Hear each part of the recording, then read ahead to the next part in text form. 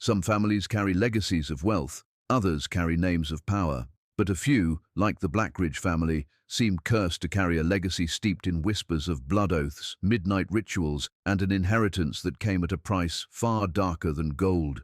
For centuries, rumors have swirled around their name, suggesting that their fortune was not earned through hard work or divine blessing, but instead bought with something unspeakable.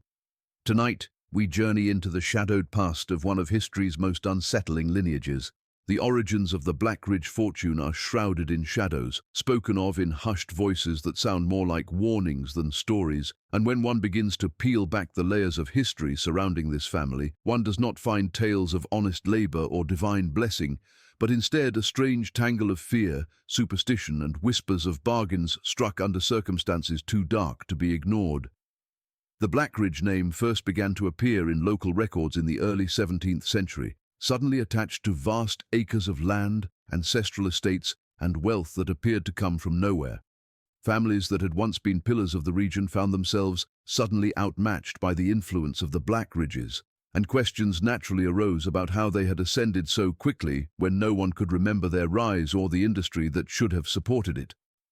Legends told by villagers suggested that the Blackridges were not builders, farmers, or traders, but something else entirely, and that their sudden appearance coincided with a series of calamities in the surrounding countryside, as though their prosperity was nourished by the misfortune of others. In one account preserved in a tattered parish register, a priest described how the family patriarch at the time, Elias Blackridge, arrived in town one storm-filled night wearing a cloak still damp with blood, carrying with him a parchment that none of the clergy would touch, for they claimed it bore a seal not of earthly wax but of congealed crimson.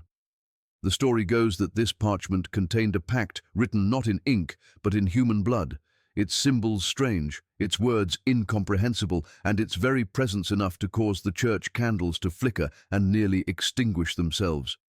From that point forward, Elias was seen rarely in daylight, often retreating into the vast halls of his estate, while rumors spread of nightly gatherings where lights glowed in windows until dawn and low chants echoed across the fields. Yet despite this, his coffers never emptied. His family grew in stature, and even when crops failed across the county, the Blackridge barns remained full, as if the soil itself yielded differently for them than for others.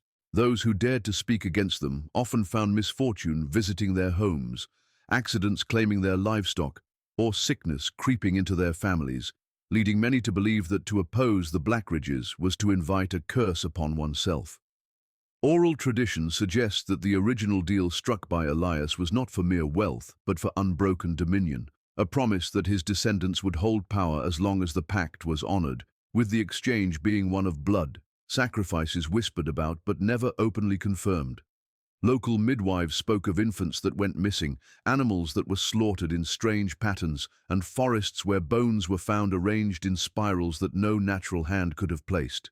The question of how such rumors took root is answered by the way the Blackridge estate itself became a place of dread. Travelers often refused to stay the night there, reporting that the walls seemed to breathe and the corridors whispered with voices long silenced. Those who did sleep within its rooms sometimes awoke with strange marks on their bodies, symbols they could not recall being carved, but which mirrored those etched into the family crest. There was a belief that each new heir was marked from birth, bound to the pact made generations before, carrying the burden of a fortune that was less inheritance than sentence. Documents discovered centuries later in an old trunk buried beneath the estate's library suggested that the Blackridge name was linked to old European orders that dabbled in alchemy and necromancy, groups who believed that blood was the most sacred of currencies. One letter, supposedly penned by a cousin who broke away from the family, warned that Elias had not only signed the pact, but sealed it by cutting his own palm and pressing it against the parchment, his blood mingling with whatever ink lay upon it, thus binding not only himself, but every drop of blood that would flow from his descendants thereafter. In this interpretation, the Blackridge fortune was literally fed by the lifeblood of its own family members, every generation owing a price to sustain what Elias had secured. Even the landscape seemed altered by their presence. The river near their land was said to run darker, the trees grew twisted as if leaning away from the estate, and animals refused to cross certain parts of the property, pawing at the earth nervously before retreating. Old men in nearby villages recalled hearing screams carried on the wind at night, not of revelry, but of agony.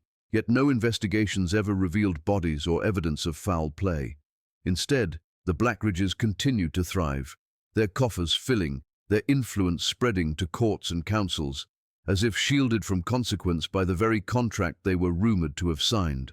It is within this murky beginning that the true horror of the family takes root, for unlike tales of haunted castles or cursed artifacts, the Blackridge story was one of deliberate choice, of a man who traded something sacred for unshakable power, leaving behind not only a fortune but a blood-stained chain that would coil itself around his descendants for centuries to come. The blood ritual said to have bound the destiny of the Blackridge family has lingered in whispered accounts, oral traditions, and scraps of forgotten writings, forming one of the most macabre threads in their history. It was not a vague tale of superstition, but something described with chilling detail, as though witnesses had seen enough to carry the horror in their memories and pass it down through generations. The earliest descriptions place the ritual in the cellar of the original Blackridge estate, a vast chamber carved beneath the earth, its walls lined not with stone but with some dark composite that seemed to absorb light rather than reflect it. It was in this subterranean hall, away from the eyes of villagers and priests, that Elias Blackridge was said to have conducted the act that sealed his lineage to forces no one dared name aloud. The ritual was remembered not as a single night, but as a recurring ceremony, one that had to be repeated with precision whenever a new heir was born, or whenever the family sought to renew their dominion over land and fortune. Accounts from servants who worked in the estate spoke of nights when they were ordered to leave their quarters, told to avoid the cellar at all costs, and yet many of them described the sounds that could not be ignored. There was the low drone of chanting in a language no one recognized, rhythmic in its persistence, rising and falling like waves breaking upon some distant shore. Interspersed with the chants came sharp cries that pierced the night, cries that some claimed belonged to animals, but which others swore had the unmistakable timbre of human suffering. The rituals were said to begin at the stroke of midnight, with candles arranged in a circle around a central stone altar, the flames flickering unnaturally as if moved by unseen breath. The most unnerving aspect of the ritual was the blood itself, for it was never drawn from a single source. Stories tell of Elias and his descendants slicing their palms and letting their blood mingle in bowls of silver, mixed with the blood of animals, and sometimes, more ominously, with the blood of those taken from beyond the estate walls. In one particular tale preserved by a local chronicler, a child from a nearby village went missing, only to have their blood later appear in the description of the ceremony. Though no body was ever found, the villagers believed it was offered as part of the pact, a sacrifice required to bind the family's prosperity to the covenant Elias had forged. The symbols carved into the altar were said to glow faintly when the blood touched them, as though the stone itself was alive, pulsing with the heat of something beneath the surface. Witnesses described a stench that filled the chamber at the height of the ritual, a mixture of iron and decay, heavy enough to cause nausea and fainting. The family would then seal the ritual with their voices, chanting together, pressing their bloody hands onto the parchment said to be the original contract, each heir adding their mark so that no bloodline member could escape the oath. This act of pressing blood upon the contract was considered the binding element, a renewal that tied not just the current generation, but all those yet unborn to the sinister agreement. What made the ritual all the more horrifying was the belief that the family's wealth was not merely protected by these acts, but actively drawn from them. Servants who remained in the estate for years noted a disturbing correlation between the rituals and sudden reversals of fortune in the surrounding region. Crops that failed in neighboring fields seemed to flourish overnight on Blackridge land. Merchants who competed with the family inexplicably lost ships or suffered bankruptcies, while Blackridge coffers swelled in uncanny proportion. It was as if the ritual redistributed fortune, siphoning prosperity from others and delivering it into the family's hands. In later centuries, scholars who investigated the Blackridge archives stumbled upon faded manuscripts with strange diagrams, circles marked with runes, and detailed instructions involving phases of the moon and blood ratios between man and beast. Though incomplete, these writings seem to affirm the existence of structured ceremonies, not chaotic superstitions, but disciplined practices performed with a precision that suggested knowledge borrowed from old forbidden traditions of necromancy and occult science. The repetition of the ritual across generations made it less of an isolated event and more of an inherited obligation, an anchor that held the family's fate in place no matter how much time passed. Legends even claim that the ritual altered those who participated. Heirs who took part were said to age differently, their faces retaining a certain unnatural sharpness, their eyes glinting in dim light as though reflecting more than just their surroundings. Some were reported to suffer from strange fits, seizures that occurred only on the anniversaries of the ritual, as if their bodies rebelled against the pact but were forced into compliance by unseen power. Others descended into madness, hearing whispers that drove them to isolation or violence, and yet none could escape the chain, for to refuse to take part in the ritual was believed to condemn not only the individual but the entire family to ruin. The persistence of these ceremonies across centuries gave rise to the belief that the Blackridge estate itself had become a kind of altar, a living monument to the blood pact. The land was considered tainted, a place where the soil drank more greedily than elsewhere, a place where the cries of those sacrificed seemed to echo long after the ritual fires had been extinguished. Even after parts of the estate crumbled and were abandoned, villagers swore that the cellars beneath remained intact, waiting for the next generation to descend, bowls and knives ready to repeat the same macabre rite that had bound the family from the beginning. The legacy of the Blackridge family was never one of peace or stability, for no matter how much gold filled their vaults or how much land they owned, their lineage seemed to be plagued by a shadow that could not be shaken. Stories of unexplained deaths, disappearances, and fits of madness became entwined with their name until the Blackridge crest itself came to symbolize not honor or nobility, but dread. Generations of the family seemed to follow a cycle of wealth bought at the cost of calamity, each era marked by tragedies that struck so often that even their closest allies began to believe the family was cursed. What made these events all the more chilling was the sense that they were not accidents of chance or misfortune, but part of a darker design, the price of the pact that Elias Blackridge was said to have made when he signed his name in blood centuries earlier. The earliest recorded accounts of the family's tragedies speak of heirs who did not survive their infancy, with infant mortality within the family occurring at a rate far higher than the surrounding population. While villagers whispered of sacrifices and rituals, more sober records from doctors and priests described strange circumstances around these deaths. Infants who appeared healthy one day were found lifeless the next, their bodies cold but with no signs of disease or external harm. Mothers who carried Blackridge children often reported visions in their dreams, shadowy figures surrounding their cribs, or hearing lullabies sung by unseen voices in languages they could not recognize. In many cases, the mothers themselves were driven to instability, suffering breakdowns or falling into catatonic silence after losing child after child. As the family aged, madness seemed to cling to their bloodline like a parasite. Many Blackridge heirs grew into adulthood only to fall victim to fits of mania, paranoia, or violent rages that left even their loyal servants terrified. Local physicians who attempted to treat them could find no common ailment to explain these episodes, for the madness seemed to strike with no warning, sometimes leaving the victim foaming and screaming at unseen presences, other times driving them into weeks of silence, sitting unmoving as though their souls had been hollowed out. These attacks often coincided with nights of the full moon or anniversaries tied to the family's rituals, suggesting that the same blood oath which secured their fortune had poisoned their minds. The disappearances tied to the Blackridge name were perhaps the most disturbing of all. Servants employed at the estate were known to vanish without explanation, their names struck from records, their families offered sums of money to remain silent.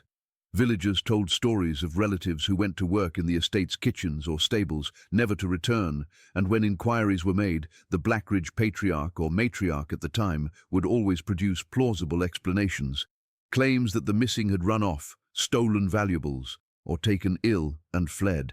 Yet, too many such vanishings accumulated over the years to be dismissed as coincidence, and in whispered tales told by candlelight, it was believed that the missing had been offered as sacrifices, their blood spilled to renew the family's pact. Even nobles and acquaintances of high standing who attended Blackridge banquets were not immune. There are accounts of visiting dignitaries who were last seen drinking wine beneath the high arches of the family hall, their disappearance later explained away by convenient stories of travel or illness, though no record of their departure was ever found. The Blackridge grounds themselves seemed to swallow the lost, for villagers claimed that the estate's vast gardens and dense woodlands hid shallow graves. Some even insisted that the land rejected burials of ordinary men and women, pushing bones back to the surface after storms, as though the soil was marked only for those claimed by the pact. Travelers passing near the estate often reported hearing cries in the night, believing them to be echoes of those who had vanished.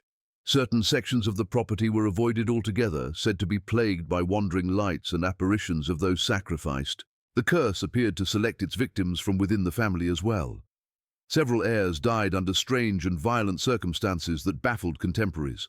One fell from a balcony despite no evidence of the railing being broken, his body twisted as though from great force. Another drowned in the family's own fountain, though she had been a skilled swimmer and was found with eyes wide open, as if something unseen had dragged her beneath the water. Yet another heir died locked inside his chamber, claw marks etched into the door from the inside, his throat cut so cleanly that villagers whispered it could not have been the work of a human hand. Such stories circulated freely, each generation adding fresh horrors to the reputation of the Blackridge bloodline. What unsettled people most was the predictability of these tragedies. Whenever the family experienced an unusual rise in fortune, a sudden gain in political influence, the securing of new lands, or the mysterious collapse of a rival, death or madness would follow soon after. It was as if prosperity demanded its toll, balancing wealth with suffering, keeping the family bound to a cycle that no heir could escape. Some suggested the deaths and disappearances were offerings demanded by the pact itself, a ritualistic exchange woven into the very fabric of their existence. Others believed that the madness was a punishment for heirs who tried to resist or question the blood oath. Whatever the case, the Blackridge name came to be spoken with both fear and pity, for no amount of fortune could hide the shadow of loss that seemed to haunt every branch of their family tree. Hidden documents and secret accounts surrounding the Blackridge family have provided some of the most haunting glimpses into the possibility that their fortune was sealed by something far more sinister than rumor. While most official histories avoid mention of the blood oath, scattered letters, diaries, and half-burned manuscripts that survived the centuries seem to whisper the truth in fragments. These were not the works of those seeking to create sensational tales, but rather the frightened records of people who had witnessed too much, people who wrote their confessions not to be published, but to purge themselves of the nightmares they had endured. It was within these pieces of hidden testimony that the notion of a literal contract, signed in blood, took shape. Unlike folktales told around firesides, these accounts described tangible objects, parchment, seals, knives, and signatures that were etched not in ink, but in crimson. One such account came from a housekeeper who served during the late 18th century, her journal discovered tucked into the false bottom of a trunk in the ruined servants' quarters. She wrote of stumbling upon the family patriarch and several men gathered in the library one stormy night. At first, she thought they were signing legal documents, as nobles often did, but her blood chilled when she noticed the strange light of the candles and the sharp ceremonial knife glinting on the table. She swore she saw each man slice his palm and press it against the parchment before passing the knife to the next, as if binding themselves with blood. The journal ended abruptly with her final entry noting that she had been warned never to speak of what she had seen, yet her body was never recorded in burial registers, leading some to believe she was silenced permanently. Another fragment came from the archives of a priest who had tried to minister to the family. His notes describe being invited into the estate to bless the birth of a new heir. He was led into the library where he was startled to see a locked chest with a crimson-stained parchment partially visible through the cracked wood. He recorded seeing characters on the document that were neither Latin nor Greek, symbols that made his eyes water and his head throb simply by looking at them. He noted the sensation of heat radiating from the paper as though it were alive.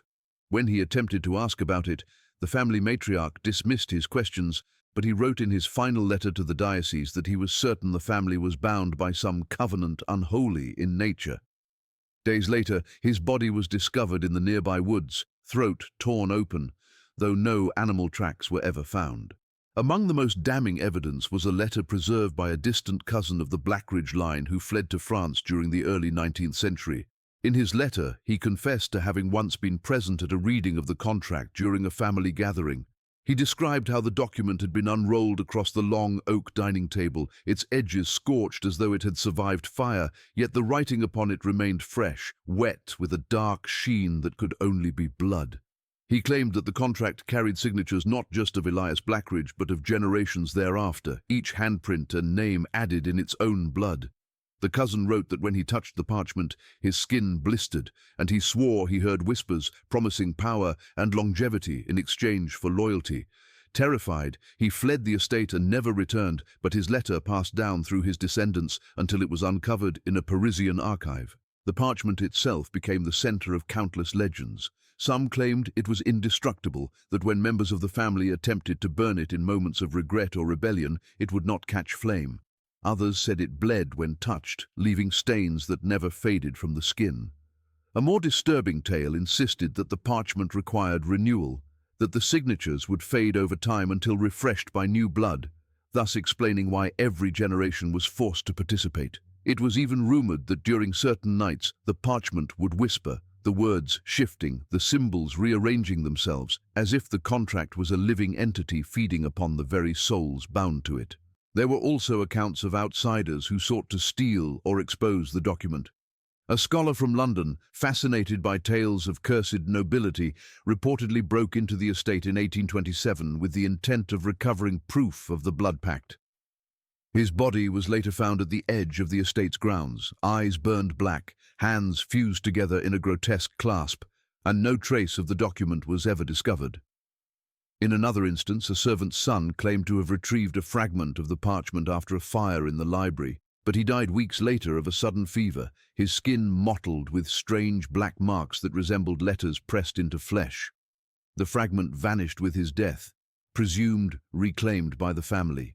Over time, the very mention of the Blackridge contract became a forbidden subject, and only in hidden corners of archives, in letters that families tried to destroy, or in whispered confessions on deathbeds, could traces of its existence be found. The convergence of so many accounts, each from different centuries, different witnesses, and different corners of Europe, seemed to suggest that the contract was no mere tale, but a chilling artifact passed down with the estate, safeguarded as one might protect a treasure, even as it consumed those who bore its burden.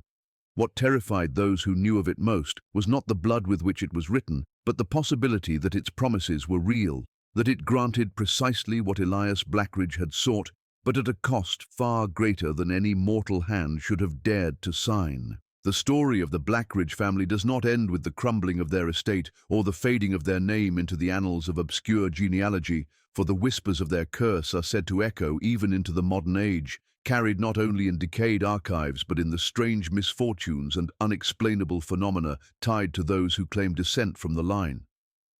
While the visible wealth of the Blackridge fortune diminished over time as lands were sold and titles forgotten, the shadow of the pact endured, resurfacing whenever the name reappeared. It is said that each generation produced at least one heir who could not escape the weight of the oath, their lives marked by tragedy, obsession, or madness that suggested the curse had never truly released its hold. What made the Blackridge legacy so chilling was not simply its history, but its persistence, the way it seemed to stretch across centuries, as though time itself had no power over the pact Elias had forged. In the late 19th century, stories circulated of a Blackridge descendant living in London who was plagued by nightly visitations. Neighbors reported hearing screams from his townhouse, and though he insisted he was alone, witnesses swore they saw silhouettes moving against the windows long past midnight. His diaries, discovered after his death, contained frantic sketches of symbols identical to those rumored to be carved upon the blood contract, drawn over and over until the ink bled through the paper. He wrote of voices urging him to renew what was fading, voices that promised power if only he would spill his blood as his forefathers had done. His end came suddenly and violently. He was found with his wrists slit, though the coroner noted with unease that the blood had pooled in impossible patterns on the floor, forming shapes too deliberate to be accidental. Decades later, a Blackridge woman who had married into another noble line was said to have disappeared under equally strange circumstances. Family members explained it away as a tragic accident at sea, but sailors who served on the vessel claimed her body was never recovered because the waves themselves seemed to claim her. They reported seeing her standing on the deck just before a storm, her eyes fixed on the horizon, her lips moving as if in conversation with someone unseen. When the storm struck, she vanished without a scream, her garments floating on the water, but her body nowhere to be found. To those who remembered the family curse, her disappearance was no accident, but the fulfillment of an ancient demand. In the 20th century, whispers of the Blackridge curse resurfaced in the form of mysterious deaths that seemed tied to those researching the family's past. An archivist in Edinburgh who unearthed several letters referencing the blood pact was found dead in his flat, his body surrounded by papers torn to shreds, as if he had been trying to destroy his own discovery before succumbing to a violent seizure. Another researcher in Germany, who claimed to have located the missing cousin's letter detailing the blood contract, died in a fire that consumed his study, though no evidence of accelerant or electrical fault was ever found.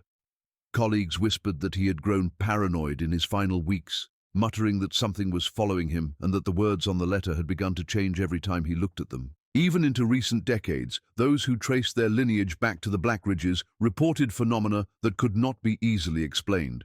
A young woman in America, unaware of her connection until she inherited a box of family relics, claimed to have been tormented by dreams of a parchment bleeding through her hands. She described waking with her palms stained red despite having no cuts, and she died in a car accident that investigators could not explain, her vehicle having swerved violently as though she had tried to avoid something in the road no one else could see. Another descendant, a businessman who proudly displayed the Blackridge crest in his office, suffered a series of misfortunes. His company collapsed overnight due to inexplicable financial errors. His home burned down in a freak lightning strike, and he was found weeks later wandering the streets, raving that he had heard chanting following him wherever he went. The curse seemed not only to cling to blood relatives, but also to anyone who became entangled in its web. Contractors hired to renovate the decayed Blackridge estate reported tools disappearing in locked rooms, sudden collapses of scaffolding that injured workers, and a pervasive feeling of being watched. Several quit abruptly, swearing never to return, claiming they had heard voices in the cellar calling their names. Paranormal investigators who trespassed into the ruins described a stench of iron and decay emanating from the ground itself, and audio recordings captured indistinct murmurs that grew louder whenever the investigators cut their hands or sustained minor injuries on the broken stone. The most haunting belief surrounding the Blackridge curse is that the pact was not bound to place but to blood, that as long as even one drop of Blackridge blood flows in a living vein, the contract remains intact. This notion terrifies those who discover their connection, for it suggests that the oath Elias Blackridge once sealed in crimson ink has no expiration, no release, and no mercy. It binds not only the estate and its walls, but the flesh and souls of descendants scattered across continents, dragging them back into the shadow of a decision made centuries ago. Some have attempted to sever their ties, changing their names, destroying their records, but the tragedies that follow them suggest that there is no escaping the grip of an agreement carved into the very marrow of their bloodline. Thus, in every century, the Blackridge story is renewed, not as distant history, but as a lingering curse, a chain that rattles across time, pulling the living toward the same dark fate as those who came before them, a reminder that a deal once signed in blood can never truly be broken.